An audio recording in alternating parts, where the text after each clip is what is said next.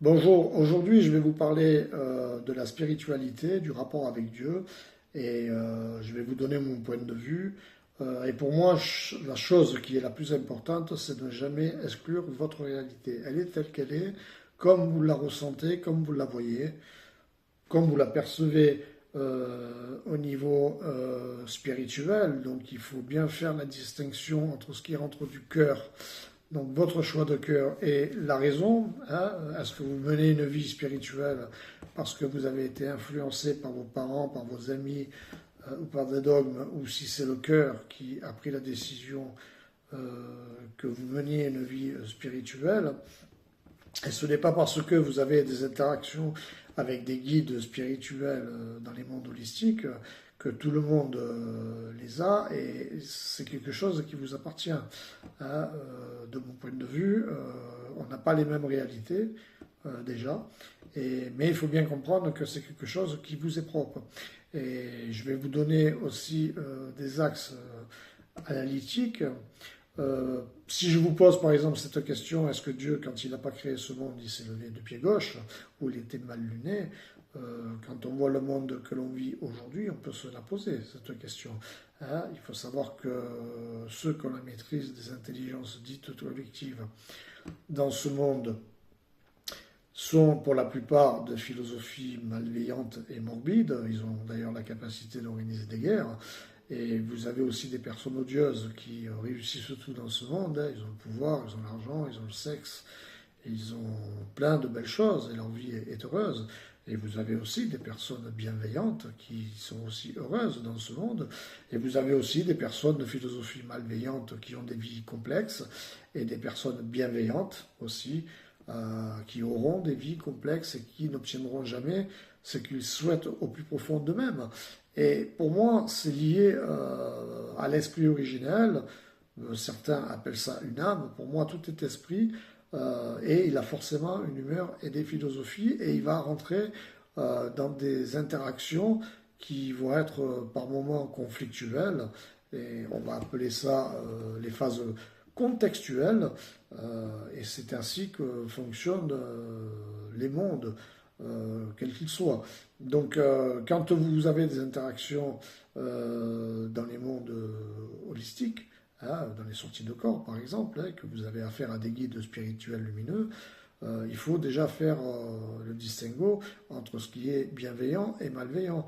Hein, parce que contrairement à ce qu'on peut croire, même dans les mondes holistiques, ce n'est pas si bienveillant que ça. Hein, il faut savoir que les gens qui sont de philosophie, on va dire morbide, vont toujours utiliser la ruse. Ça, vous le voyez par exemple euh, dans certains cercles religieux. Moi, par exemple, quand j'étais en Suisse, j'ai ressenti de très près l'intégrisme catholique.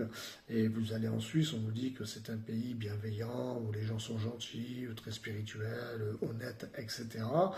Et vous apercevrez très vite que les premières approches, on va vous offrir des offrandes, mais vous allez vite comprendre entre les lignes que c'est profondément malveillant et que la plupart des personnes qui pratiquent le catholicisme en Suisse, qui sont a priori de gens de bonne intention, vous vous apercevrez que beaucoup sont de philosophie malveillante. On appelle ça de l'intégrisme catholique parce que ce sont des propos qui sont vraiment durs. Hein. On est vraiment dans des dogmes puissants.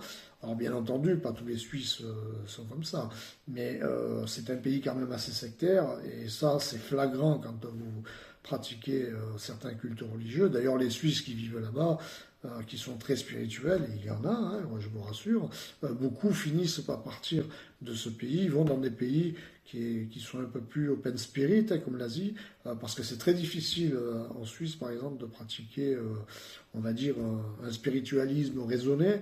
Hein. Moi, je parle de mon expérience, hein, parce que c'est un pays donc, qui personnellement m'a beaucoup déçu. Et c'est vrai que le monde religieux en Suisse n'est pas si clean que ce que certains le disent. Et il faut faire très attention à ça, mais c'est vrai qu'il faut le vivre aussi pour le comprendre. Pour revenir un peu sur le pouvoir avec Dieu, il ne faut pas vous mentir à vous-même. Dans la vie, c'est toujours vous et vous seul qui devez prendre les grandes décisions, que ce soit pour vos orientations, que ce soit dans vos philosophies, etc. C'est le cœur qui parle. C'est toujours le cœur qui doit parler. Et ça, c'est très important. Et surtout, de bien prendre les bonnes décisions par rapport aux choses telles que vous les vivez, qu'elles soient bienveillantes ou malveillantes, elles le sont comme ça.